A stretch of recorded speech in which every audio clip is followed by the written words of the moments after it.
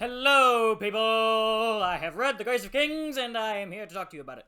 So, first thing I want to talk about, probably shouldn't block the camera, or not the camera, the microphone. There we go. I'm a mess today. If you can't tell, I'm blabbering all over the place.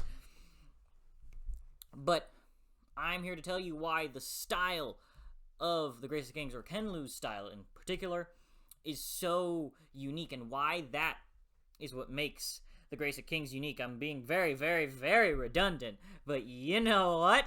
Today is the day of redundancy, because I've lost my mind. Don't ask why. I have just been losing my mind, deteriorating, going constantly down and down and down the drain as this day has gone on. But I am here to tell you about The Grace of Kings. And I know if you are here, you may or may not have watched or read The Grace of Kings, but I'm going to tell you about it. So I think the first thing is Ken Liu's mix of summary and in-the-moment action. What do I mean by summary and in-the-moment action? Summary, I think you know what summary is. It is the idea of telling a story by saying, John lived from house to house as the years went on. He never could stay in one place. That's kind of the idea of in the moment, of a more, sorry, not in the moment, of a summary story. You know what I mean? And then in the moment would be, John moved to the door, and as he's at the door, he opens it. I mean, something of the sort. Or, John moved to the door, then he opened the door, and saw blah-biddy blah blah blah. And then we describe the scene that follows. That's in the moment, while summary is talking more broadly. And Ken Liu has this brilliant way of mixing that summary-esque style where we are summarizing parts of a person's life and slowly unraveling not their motivations, but how they came to be, how they gained their motivations, how they gained their love for why they are fighting in this war that is going on during the Grace of Kings.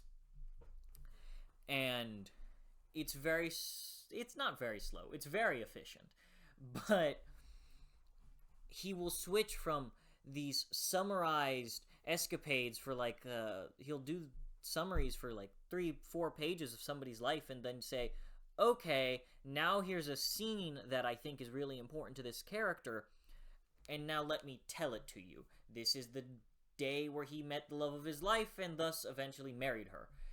And things like that.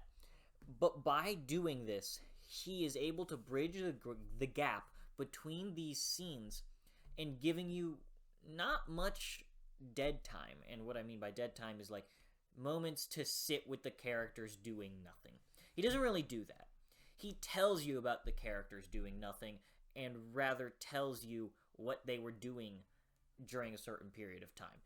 They're never doing nothing, is what I should have said. And I think that style is so unique. It feels like he's telling a folk tale. It feels like I'm 500 years ago in the 1500s, probably longer than that, and I'm being told some tale of the giant and his ox. Do you know what I'm talking about? It's I want to say his name's Ted Bundy, but I don't think that's the case. It's the giant man with his ox. It doesn't matter. I just remember this from so long ago. But it feels like he's telling you a folktale at a campfire, and he's slowly unraveling all these different little bits and pieces of the world. Because by doing this summary, I think in most cases, he's able to further what's going on in the world, or rather, the culture.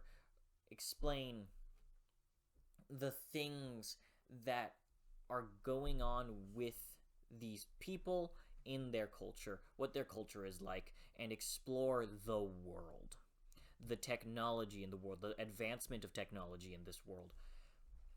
And through the summary, he's allowed to advance that just at a hyper speed.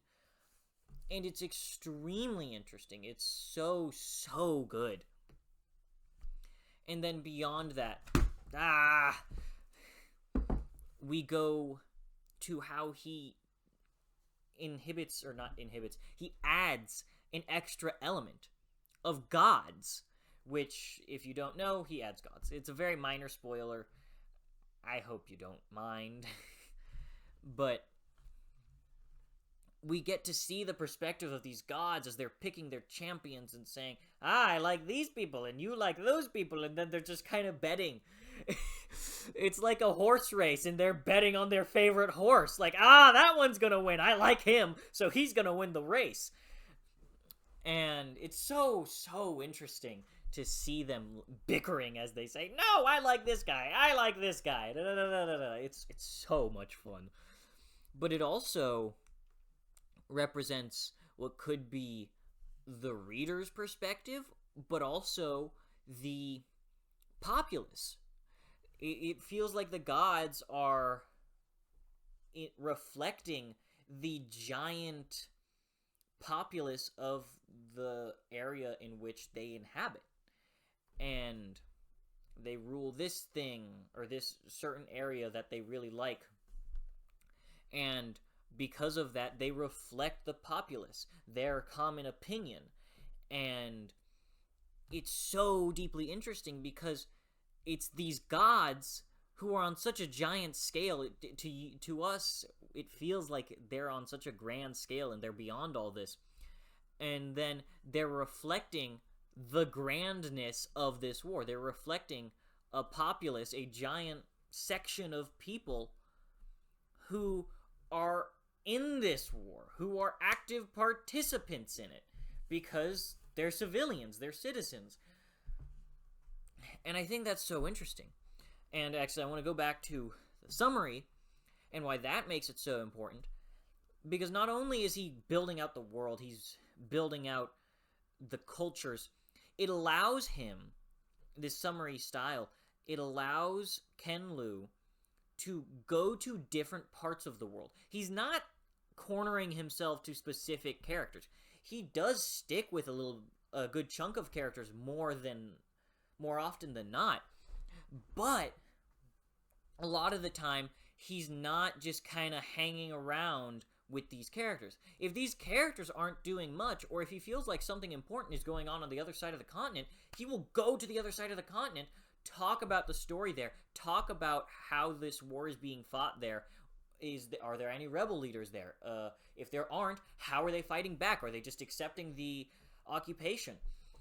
And by doing that, he gives us not only a further sense of scope, but also more character. It allows us to know that this world is very much alive and breathing. He's just kind of moving off to a different section and saying, oh, look, this thing's going on. Let me show you what's going on over here. It's so good. So that, in essence, was my pitch. Go read The Grace of Kings. But that's why I think it's so unique, because he mixes this summary style of storytelling with the in-the-now moments, with the moments that are more fleshed out. And it's super duper efficient by doing this. And then he has these gods which allow him not to talk about the populace. It allows him not to show you the random guy on the street. It allows him to just say, hey, look at this god, that's what the people are thinking. Isn't it so interesting? He minimizes the amount of work he has to do by using fantasy elements. He uses these fantasy elements to add to the world, but also chop down on story time. And it's super efficient and super well drawn out. It's so deep, and I mean deep as in so many layers. Even though he's like, boom, boom, boom, it's like a lightning fast paced. Anyways, I hope you all enjoyed, and I hope you all have a great day. This is my second time doing this video, because I didn't like the first one, and I'm very much more happier with this one, because I think I went a little bit more in depth with everything. Tell me, what do you think? Why do you think the Grace of Kings is so unique? Do you think it's the style? Do you think it's something else? Anyways, I hope you all have a great day. See you next time on Friday.